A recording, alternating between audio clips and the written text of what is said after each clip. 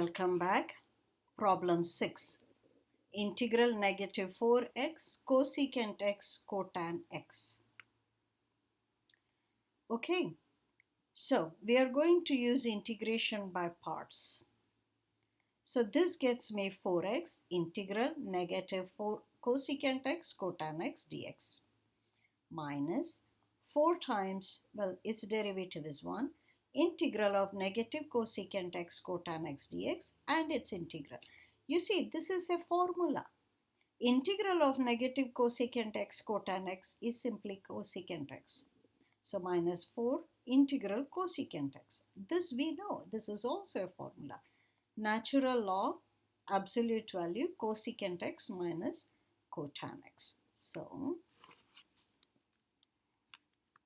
4x cosecant x minus 4 natural log absolute value cosecant x minus cotan x plus constant of integration.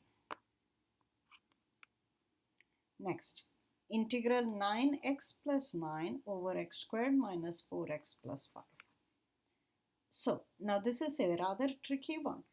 4x, x squared minus 4x plus 5 can be rewritten. We are completing it as a square. So, I write a 4 and then a 1. So, that quantity is x minus 2 power 2 plus 1. At this point, use substitution u equals x minus 2. If you do this, du is simply dx. Moreover, x itself is u plus 2. So, my x here is u plus 2, whereas the denominator, as you just saw, is u squared plus 1. Opening this up tells you negative 9u, negative 18 plus 9, negative 9. So this, I can separate it out. One is negative 9 u over u squared plus 1. The other is simply negative 9 1 over u squared plus 1. Here, this is simply I multiply 2 above and divide by 2. And you notice denominator's derivative is upstairs. So this is nothing, you can check for yourself. Use substitution if you like. Call this a new variable, I don't know why, then numerator will give you dy. So basically it's negative 9 halves natural log u squared plus 1 minus 9, and this is simply tan inverse or arc tan plus constant of integration. At this point you can place x back, right? U was x minus 2, and that's that. Negative 9 over 2 natural log absolute value x minus 2 power 2 plus 1 minus 9 tan inverse is arc tan x minus 2 plus c. Next, integral 10x over x to the 4th plus x squared plus 1 dx. Okay, again we are going to complete this as a squared.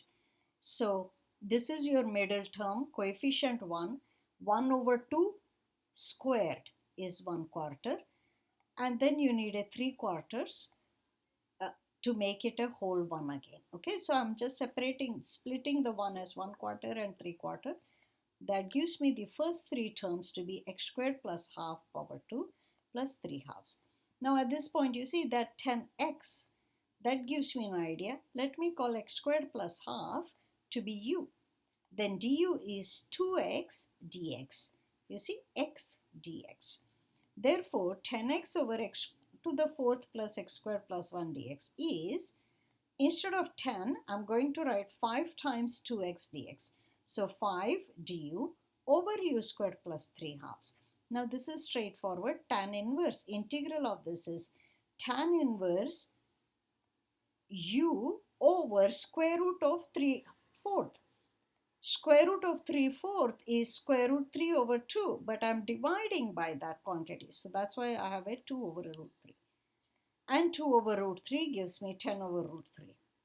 Now don't forget to replace u by x squared plus half. When I multiply by 2, I get 2x squared minus 1 over all of this. So let's write this down. 10 over square root 3. That's my fraction. Get out of the fraction. Tan inverse is arctan. 2x squared plus 1. Make sure it is one quantity, because when you divide, you want to make sure you divide the entire numerator, right? So don't forget that parenthesis plus a constant of integration. Good. Next problem. Definite integral 0 to half negative 5x over all of this. 0 to half. So you see, this tells me square root of 1 minus x squared tells me use trigonometric. Okay. Well, there are several ways. Let's use trigonometric. So x equals sine theta. When x is half, theta will be pi over 6. When x is 0, theta will be 0. Moreover, what is dx? Cosine theta, d theta. So all of this is 0 to pi over 6, negative 5 sine theta, because that's what is x. Dx is cosine theta d theta, and the denominator.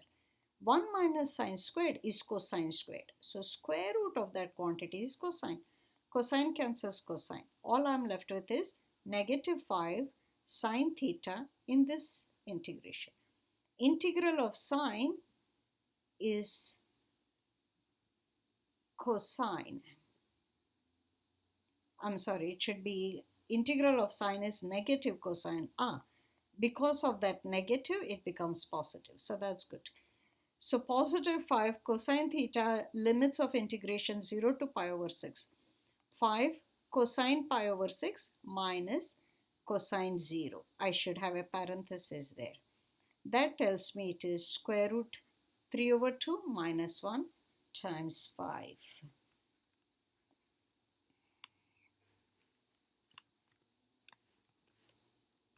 Square root 3 over 2 minus 1.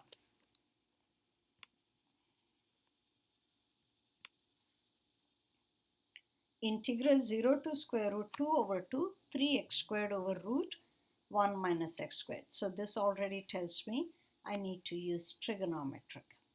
Let x equals sine x as before. Then square root 1 minus x squared is cosine x.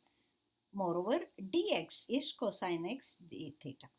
So 0 to root 2 over 2. When x is 0, theta has to be 0 because sine 0 is 0. When x is square root 2 over 2, theta has to be pi over 4. So the limits are 0 to pi over 4. X squared is sine squared, denominator is cosine, and dx has a cosine in it, so they cancel. Don't forget constant multiple there. Sine squared. Sine squared, you will need to use double angle formula. 1 minus cosine 2 theta over 2. When I integrate, I get theta minus integral of cosine is sine. Because of that 2, I need to divide by a 2 again. Okay, so that 2 is here, and this 2 is because of the 2 multiplying theta. Now apply limits of integral, and then I apply 0, that's 0, that's 0. So 0 contributes nothing. I'm only applying pi over 4. So that gets me pi over 4. 2 times pi over 4 is pi over 2. Sine of pi over 2 is 1, and that's your expression. Okay, I have got a common denominator of 4. 4 times 2 is 8. Pi minus 2. All right.